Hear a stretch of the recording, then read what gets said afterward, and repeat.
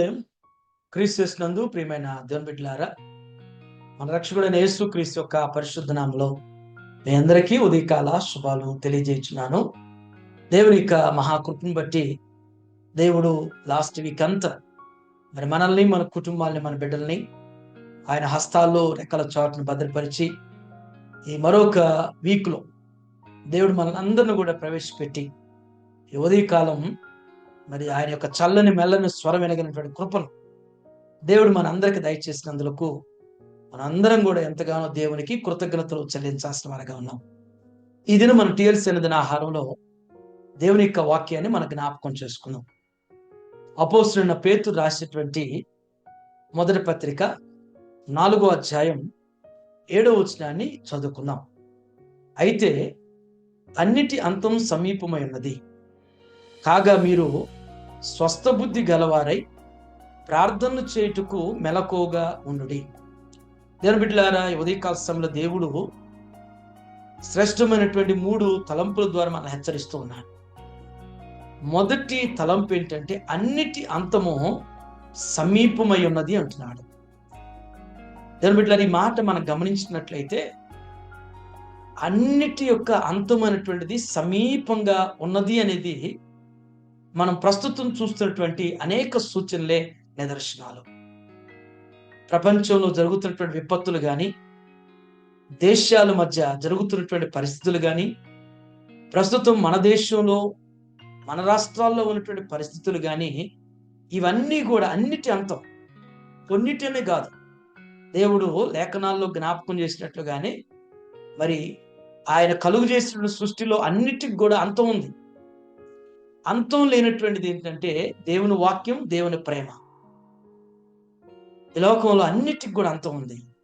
అన్నిటి యొక్క అంతం అనేటువంటిది మనం గుర్తించగలుగుతున్నాం అనేటువంటిది ఈ సత్యాన్ని మొట్టమొదటిగా మనందరం కూడా గ్రహించాలి, గుర్తించాలి, మనం సిద్ధపడాలి.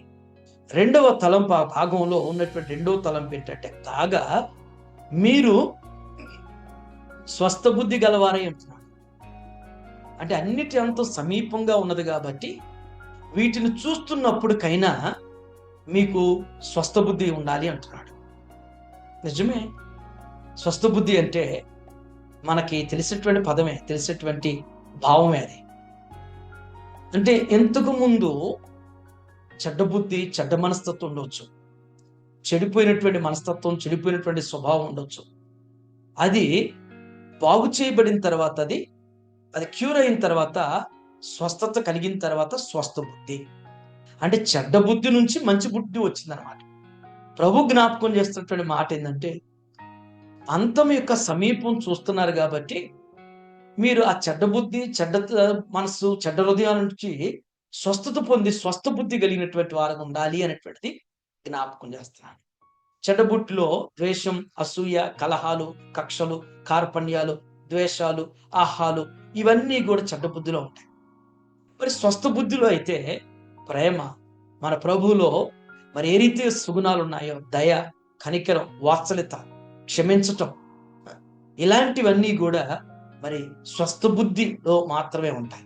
కాబట్టి ఆ స్వస్థ బుద్ధిని మనం కలిగి ఉండాలని చెప్పేసి ప్రభు కోరుతున్నారు.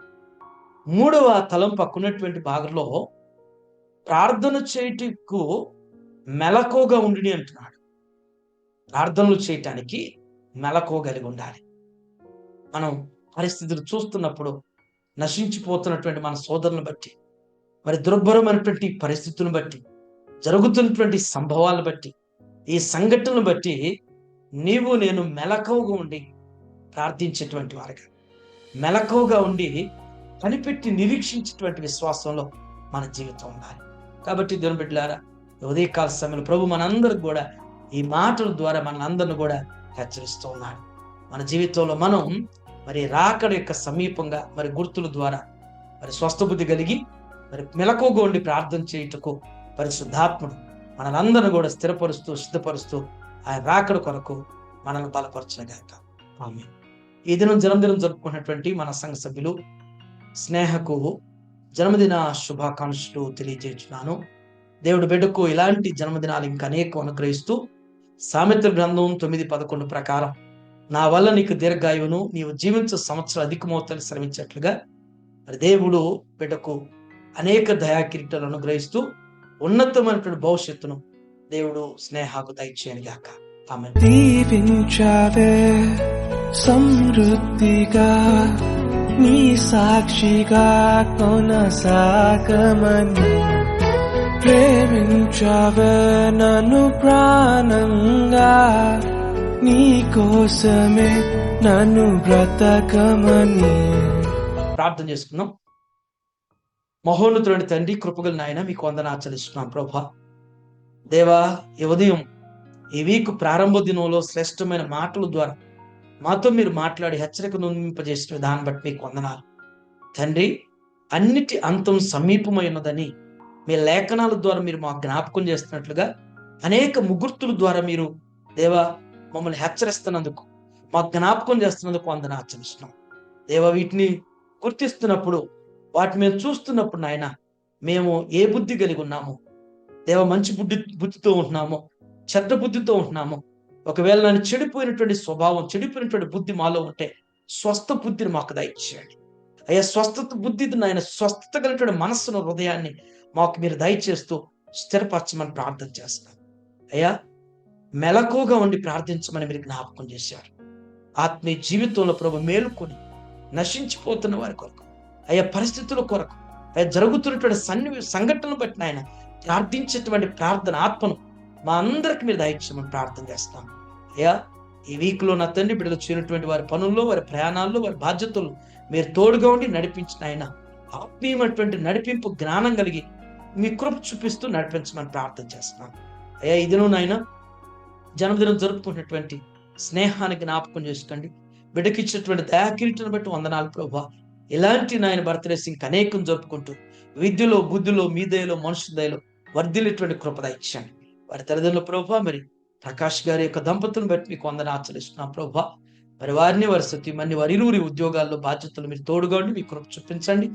వారి నాయన మరి స్నేహ వారి బ్రదర్ను కూడా జ్ఞాపకం చేసుకోండి. దూరదేశంలో నాయన బిడ్డ దేవ ఎంఎస్ చేస్తున్న సహాయం చేసి మీ కృప వర్ధిల్లింప చేయమని, ఈ దినదీములు నాయన మా అందరికి మీరు దయచేసి నడిపించమని యేసుక్రీస్తు వారి నామంలో ఈ ప్రార్థన మీకు సమర్పించున్నాను తండ్రి.